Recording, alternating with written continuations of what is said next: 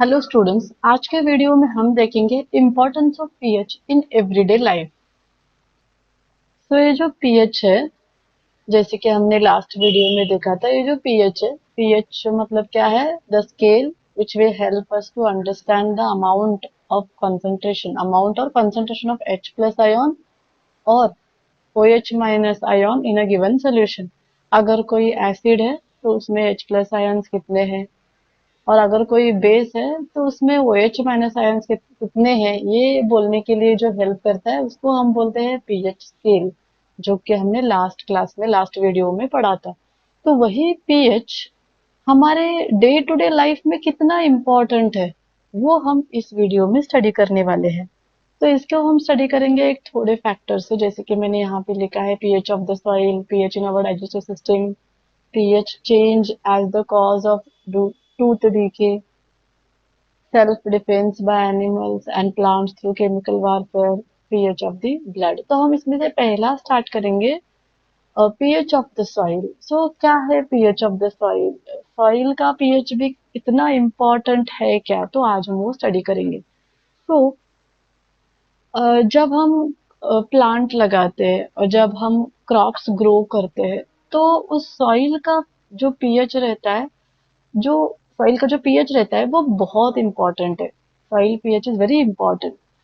अगर आपको ज्यादा से ज्यादा इल्ड आना है, if you want to get maximum yield, अगर आपको मैक्सिमम इल्ड आना है, अगर आपको मैक्सिमम इल्ड आना है, तो हमें वो सॉइल का पीएच भी देखना बहुत इंपॉर्टेंट है। तो pH of the soil should be 6.3 to 7.3, इतना रहना है। अगर आपके सॉइल का pH 6.3 to 7.3 के बीच में है, then you will get maximum yield for your crop। और जो भी आपने प्लांट लगाया है उसका ग्रोथ अच्छा मिलेगा आपको, अगर आपका pH इतना है 6.3 to 7.3, मतलब स्लाइटली एसिडिक और बेसिक आप बोल सकते, स्लाइटली एसिडिक और बेसिक, ऐसे आपका पीएच रहना है। तो मैक्सिमम केसेस में एक एक लोग जब भी कोई नया क्रॉप ग्रो करते रहते हैं तो वो अपना सॉइल का एक सैंपल देते हैं लैब में टेस्टिंग के लिए, and they will check the quality of the soil, quality of soil. तो जब वो क्वालिटी ऑफ सॉइल चेक करते हैं तो उसका फर्टिलिटी चेक करते हैं, fertility of the soil will be checked. And अगर फर्टिलिटी चेक करें तब वो पीएच भी चेक करते हैं। So when they check the pH, depending on the pH, we will understand what will be the yield of our crop। So अगर imagine करो आपके soil का pH अगर एसिडिक है, तो उसमें अगर आपने क्रॉप्स को ग्रो किया तो आपको उतना ज्यादा फायदा नहीं होगा। तो इस एसिडिक सॉइल को बेसिक करते हैं, और जब वो बेसिक करते हैं तब उस सॉइल में वो ऐड करते हैं कैल्शियम हाइड्रोक्साइड। कैल्शियम हाइड्रोक्साइड मतलब आपको पता है, इट इज अ बेस। उसका फॉर्मूला क्या है? CaOH twice. इसको और एक नाम भी है, क्या है? हम इसको बोलते हैं लाइम वाटर। तो ये उस सॉइल में मिक्स करते हैं, जो कि उसके वजह से वो सॉइल बेसिक होता है। तो एक बार अगर वो बेसिक हो गया तो उसका पीएच मेंटेन करते हैं and they will start doing cropping. तो सॉइल का पीएच भी बहुत इंपॉर्टेंट है टू गेट मोर इल्ड। तो अब हम सीखेंगे हमारा दूसरा importance of pH, that is pH in our digestive system. तो क्या है इतना important pH in digestive system? तो we are going to study this digestive system topic in our life process chapter in 10th standard science. तो उसमें हम पढ़ेंगे about digestive system everything. So जो डाइजेस्टिव सिस्टम है, जब हम खाना खाते हैं तो वो जो खाना रहता है वो माउथ से, फिर ईसोफेगस से स्टमक में जाता है, स्टमक में जाता है। और जैसे ही वो स्टमक में जाता है तो स्टमक में तीन चीजें सिक्रेट करता है गैस्ट्रिक ग्लैंड। कौन सिक्रेट करता है? Gastric gland. तो गैस्ट्रिक ग्लैंड जो तीन चीजें सिक्रेट करता है उसमें से एक रहता है म्यूकस, म्यूकस, दूसरा रहता है HCl, और तीसरा रहता है एंजाइम पेप्सिन। तो ये तीन चीजें सिक्रीट करता है ये गैस्ट्रिक ग्लैंड स्टमक में। तो जैसे ही खाना स्टमक में आता है तो वहां पे ये पेप्सिन जो है वो डाइजेशन के लिए हेल्प करता है। डाइजेशन, डाइजेशन मतलब क्या है? Breaking of bigger particles into smaller particle, मतलब हम जो खाना खाते हैं उसको छोटा छोटा करने के लिए ये पेप्सिन हेल्प करता है।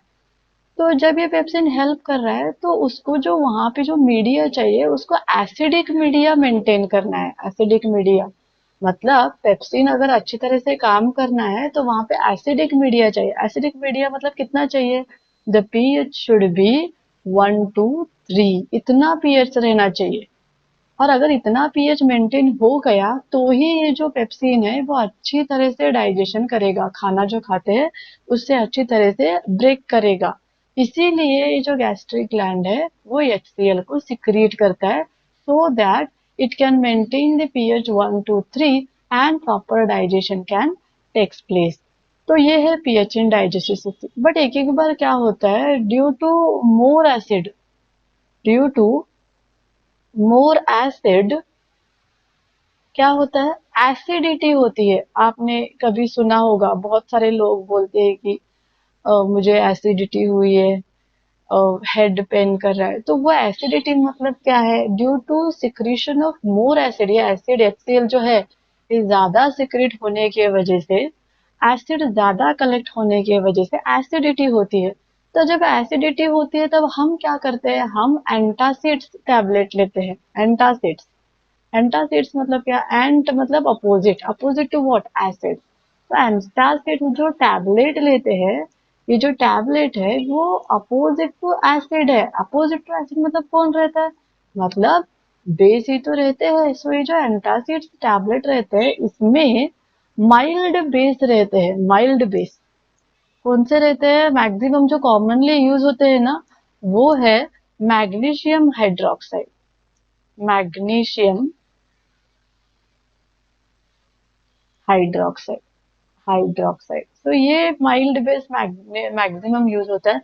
इसको मिल्क ऑफ मैग्नीशिया भी कहते हैं। आपको इसके ऊपर भी बहुत सारे क्वेश्चन पूछते हैं, what is milk of magnesia. जो मल्टीपल चॉइस क्वेश्चन रहते हैं उसमें भी इसके ऊपर आपको क्वेश्चन पूछे जा सकते हैं। तो आपको ये पता रहना है, तो इसीलिए मैंने भी यहाँ पे मेंशन किया है। मैग्नीशियम हाइड्रोक्साइड को मिल्क ऑफ मैग्नीशिया भी बोलते हैं। It is a mild base. तो ये माइल्ड बेस इस एंटासिड टैबलेट्स में रहता है। तो जब ये टैबलेट हम लेते हैं तो ये टैबलेट क्या करता है? ये जाके रिएक्ट होता है एसिड से जो हमारे स्टमक में तैयार हुआ है। और एक बार अगर रिएक्ट हो गया तो आपको पता है acid plus base what it gives? It gives salt plus water. और इस रिएक्शन को हम क्या बोलते हैं? इस रिएक्शन को हम बोलते हैं न्यूट्रलाइजेशन रिएक्शन। न्यूट्रलाइजेशन रिएक्शन मतलब हम जो बेस खाते हैं, हम जो एंटासिड टैबलेट खाते हैं वो जाती है और वो क्या करती है? एसिड को न्यूट्रलाइज करती है and then we will feel better. तो डाइजेस्टिव सिस्टम में भी पीएच बहुत इंपॉर्टेंट है। तो अभी जो नेक्स्ट है pH change as the cause of tooth decay, ये हम स्टडी करेंगे हमारे नेक्स्ट पेज पे। तो अभी हम देखेंगे pH change as the cause of tooth decay, मतलब जो दांत खराब होते हैं उसमें भी रीजन है पीएच। ये हम स्टडी करेंगे अभी। तो आप लोगों को पता है जब हम खाना खाते हैं, जैसे कि मैंने बोला आपको, पहले वो माउथ में जाता है, और जैसे ही माउथ में जाता है फिर वहां पे हम थोड़ा उस खाने को चबाते हैं और फिर वो आगे जाएगा स्टमक, स्टमक की तरफ। कैसे जाएगा? इसोफेगस के थ्रू। तो जब हम माउथ में जो खाना आता है तब जब हम उसको च्यू करते रहते हैं तो यहाँ पे सलाइवरी ग्लैंड, सलाइवरी ग्लैंड, ये सब आप डिटेल में लाइफ प्रोसेस चैप्टर में स्टडी करोगे। तो सलाइवरी ग्लैंड्स रहते हैं वो क्या करते हैं? सलाइवा सिक्रीट करते हैं हमारे माउथ में। हमारे मुंह में जो पानी दिखता है आपको उसको सलाइवा बोलते हैं। और इस सलाइवा में भी एक एंजाइम रहता है उसको बोलते हैं सलाइवरी अमाइलेज। इसको बोलते हैं सलाइवरी अमाइलेज। तो ये एंजाइम क्या काम करता है? हम जब खाना खाते हैं तो ये शुगर को ब्रेक करते रहता है। Sugar it will digest the food. तो ये क्या करता है, कॉम्प्लेक्स मॉलिक्यूल्स को सिंपल शुगर में ब्रेक करता है। तो जब हम खाना खाते हैं तो च्यू करते टाइम पे ये सलाइवरी अमाइलेज कॉम्प्लेक्स मॉलिक्यूल्स को सिंपल शुगर में कन्वर्ट करता है। तो हमारे मुंह में, हमारे जो माउथ है उसमें शुगर रहता है, शुगर स्टोर हुआ रहता है। तो जब हम रात को खाना खाते हैं और जब हम सो जाते हैं तो ये जो शुगर रहता है ना हमारे जो टूथ में जो फंसा हुआ रहता है, वो शुगर रात भर वो बैक्टीरिया उसको ब्रेक करते हैं। बैक्टीरिया विल ब्रेक और convert this sugar into acid. इसको एसिड में कन्वर्ट करते हैं। और जैसे ही एसिड में कन्वर्ट करते हैं तो एसिड हमारे माउथ में कलेक्ट होता जाता है, स्टोर होता जाता है। और एसिड कलेक्ट हो गया तो आपको पता है पीएच कम होता है। तो जब उसका पीएच एक 5.5 या फिर उसके नीचे आता है तो वो हमारे टूथ के ऊपर अटैक करता है, टूथ के ऊपर अटैक करता है। तो जब ये टूथ के ऊपर अटैक करते हैं तो टूथ का जो इनेमल रहता है, इनेमल वो क्या होता है, खराब होते जाता है और उसी को हम बोलते हैं टूथ डीके। तो इसको अवॉइड करने के लिए हम क्या करते हैं, जैसे ही हम खाना खाते हैं रात को तो सोने से पहले ब्रश करना चाहिए। And when we brush, the toothpaste, जो हमारे पास जो टूथपेस्ट रहता है जिससे हम ब्रश करते हैं, इसमें भी बेस रहता है। So it is a kind of base, इसमें भी बेस रहता है।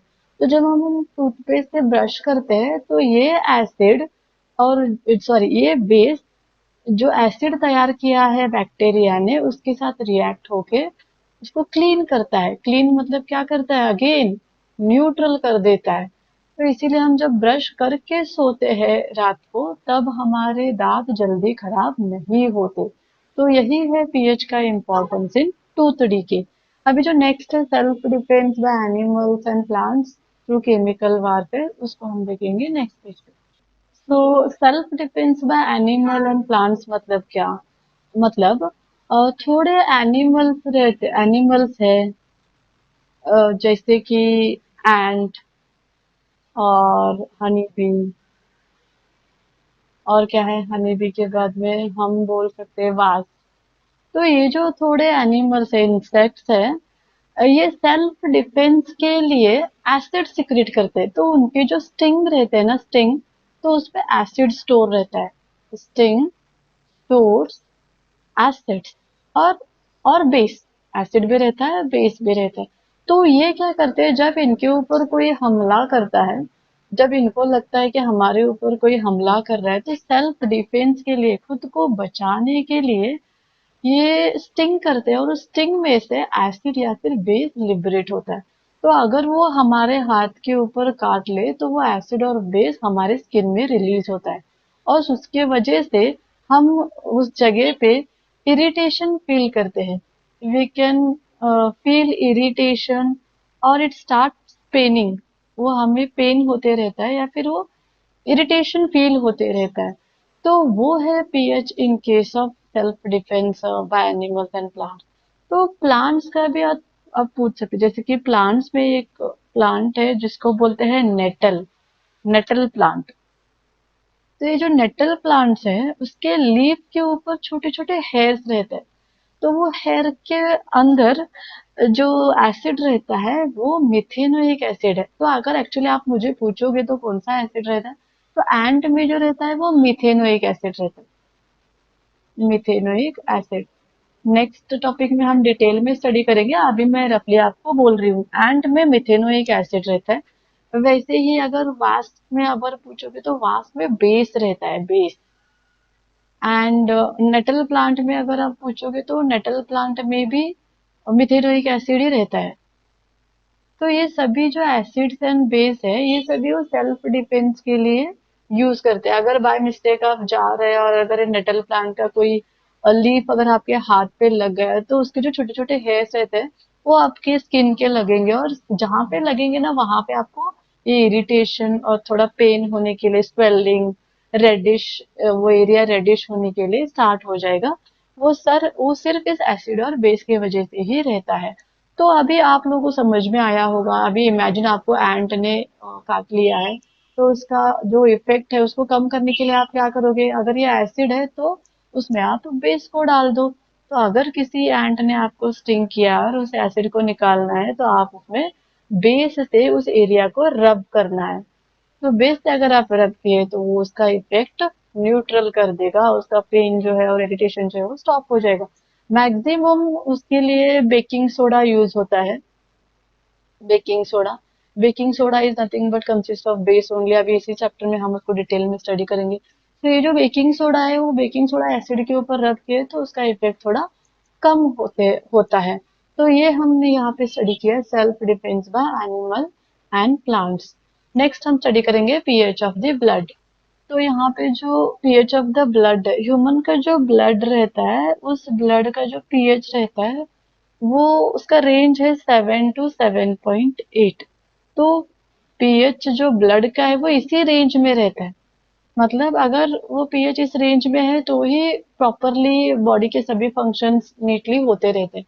अगर इसका पीएच थोड़ा भी 7 से कम हो जाए या फिर 7.8 से ज्यादा हो जाए, तो बॉडी के जो फंक्शंस है वो थोड़े डिस्टर्ब हो जाएंगे। तो इसीलिए ब्लड का पीएच भी मेंटेन करना बहुत इंपॉर्टेंट है।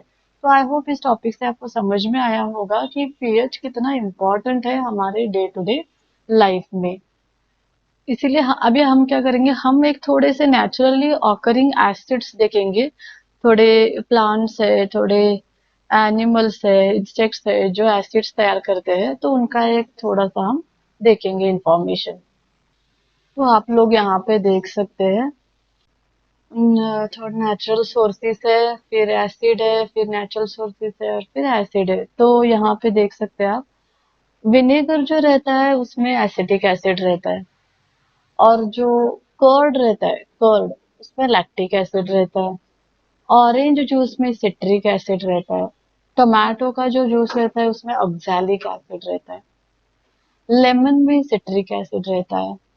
टैमरिंड में टार्टारिक एसिड रहता है। एंड का जो स्टिंग रहता है उसमें, जैसे कि मैंने बोला आपको, मिथेनोइक एसिड रहता है। और नेटल स्टिंग में भी मिथेनोइक एसिड रहता है। तो ये जो थोड़े एसिड्स हैं वो नेचर में मिलते हैं, नेचुरली ऑकरिंग एसिड। इसके ऊपर भी बहुत सारे क्वेश्चंस पूछते हैं। एक्चुअली मैक्सिमम क्वेश्चंस इसके ऊपर आपको मल्टीपल चॉइस में ही पूछेंगे या फिर ट्रू और फॉल्स में पूछेंगे। तो ये भी बहुत इंपॉर्टेंट है। आई होप आपको ये वीडियो आज का पसंद आया होगा। Thank you so much. इस वीडियो को लाइक, शेयर एंड सब्सक्राइब कीजिएगा। Thank you.